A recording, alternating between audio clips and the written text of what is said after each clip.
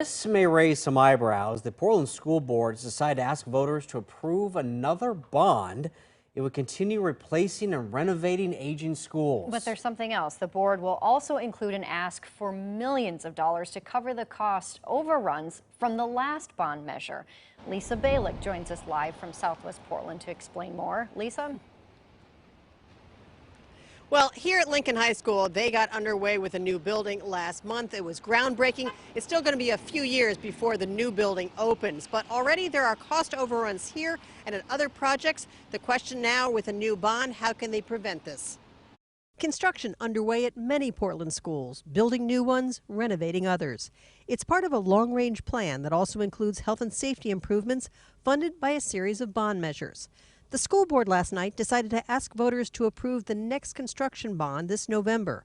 But there are still questions as to why there are millions of dollars of cost overruns in the projects approved in 2017. But there are problems. The present bond has the disparity of approximately $250 million.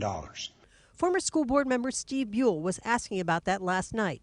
I talked with him today. He wants to see more accountability. They should be calling their school board members and messaging the superintendent, hey, straighten it out, make sure it's right, and that this isn't going to happen again. The current board points to increases in construction costs and misjudging initial bond figures that led to cost overruns, but says it's making changes to do a better job keeping an eye on taxpayers' money. We asked that there be an external bond performance audit done of the cost estimation.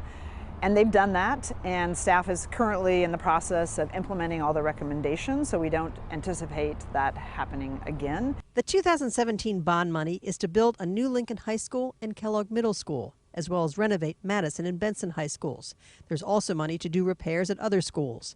The school board says it's not going back on promises to voters to renovate or build schools despite the higher costs. We're definitely committed to the bonds, the schools that were in the 2017 bond, to build them, and in addition do the critical health and safety work, which is happening at schools all over the city. The 2020 bond would continue the existing tax assessment property owners pay under the current bond, but the exact number and what would be included in the next construction bond is still a question.